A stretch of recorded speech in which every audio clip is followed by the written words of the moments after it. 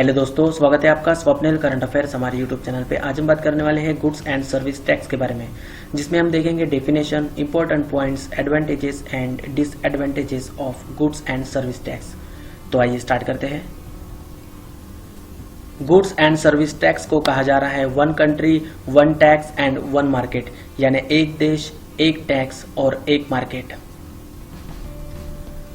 सबसे पहले बात करेंगे definition of GST. GST stands for goods and service tax.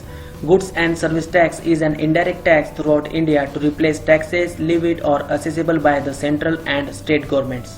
Goods and service tax means माल और सेवा कर केंद्र और राज्य सरकारों द्वारा लगाए गए करों को बदलने के लिए पूरे भारत में लगाए जाने वाला एक अप्रत्यक्ष कर है। Another definition of GST. GST in simple terms means a uniform tax that will be implemented across the nation. Goods and service tax will replace all the indirect taxes that are levied by the central and state governments. सरल शब्दों में कहा जाए तो GST एक समान कर है जो पूरे देश में 1 जुलाई 2017 से लागू होगा।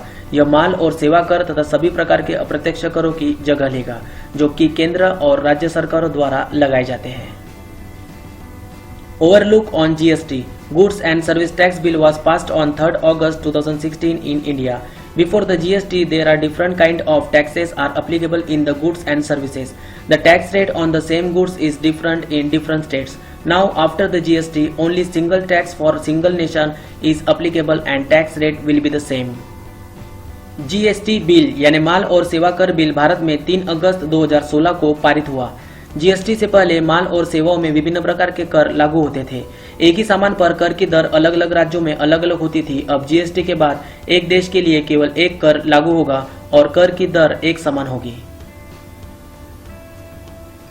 नेक्स्ट देखते हैं important points on GST. It was introduced as the constitutional 122nd amendment act 2017।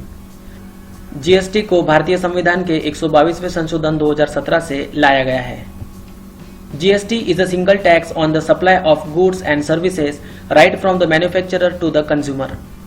GST निर्माता से लेकर उपभोक्ता तक माल और सेवाओं की आपूर्ति पर एक ही कर लगेगा। As per an analysis, 1,211 goods and 36 services have been so far classified under GST. विश्लेषण के अनुसार GST के तहत 1211 वस्तुओं और 36 सेवाओं को अब तक वर्गीकृत किया गया है। There are 4 type of tax slab used in the GST. GST को अलग अलग 4 टैक्स स्लैब में वर्गीकृत किया गया है। These slab rates are 5%, 12%, 18% and 28%. Tax rate on the luxury and demerit goods will be 28% plus cess.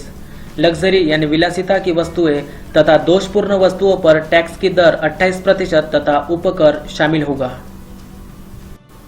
GST is an indirect tax. After the GST, central excise duty, service tax, additional custom duty, special additional duty of custom, Vermont tax, sales tax, central sales tax, entertainment tax, octroi and entry tax, purchase tax and luxury tax will have gone.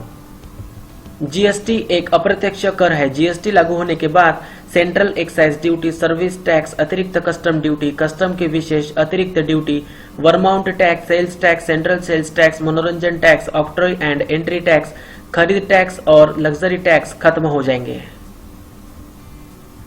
In GST, only 3 types of taxes will be charged in whole country and the taxes are as CGST, SGST and IGST. अब से GST में पूरे देश में केवल 3 प्रकार के करों का भुगतान करना होगा। वह कर है CGST, SGST and IGST. CGST stands for Central Goods and Service Tax, the CGST charged by the Central Government of India.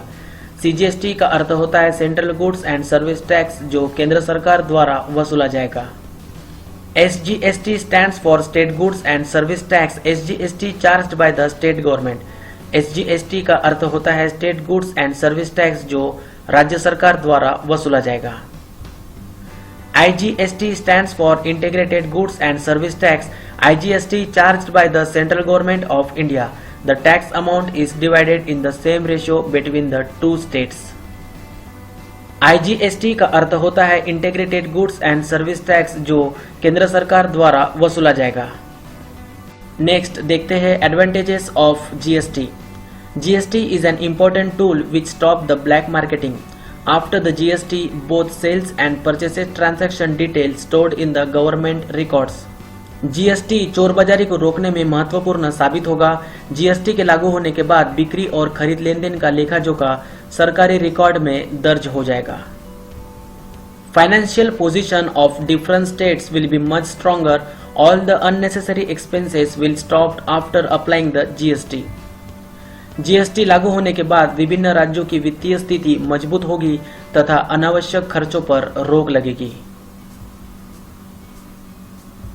The coordination between the state and center will improve as there is no management of various taxes such as service tax, excise duty, etc.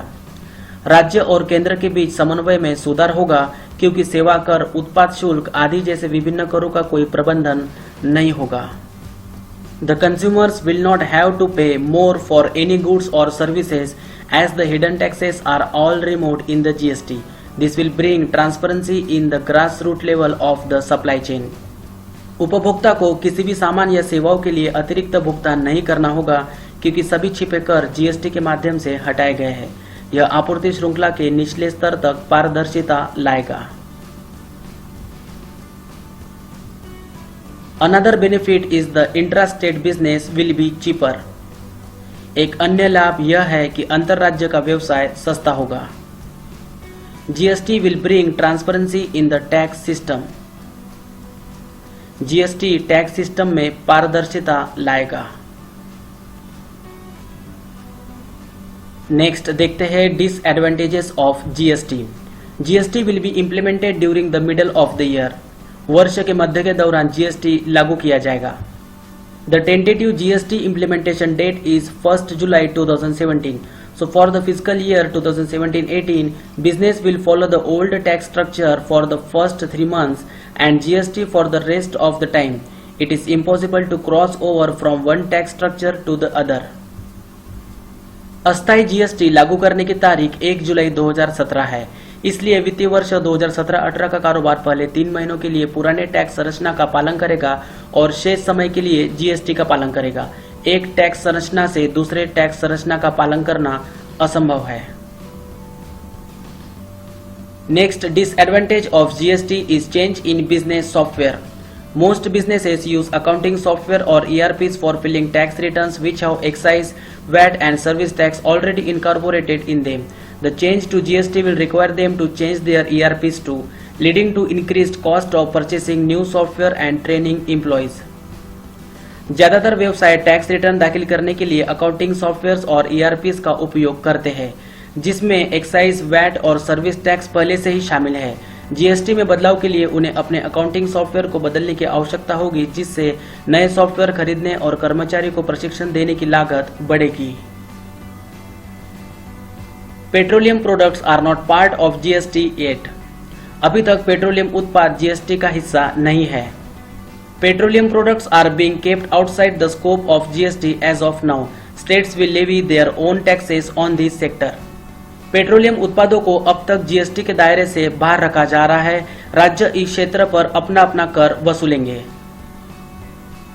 Thank you very much guys for watching the video. अगर आपको हमारा video पसंद है तो please video को like करिए, share करिए, अपने दोस्तों तक कमेंट करिए और चैनल को सब्सक्राइब करना ना भूलें।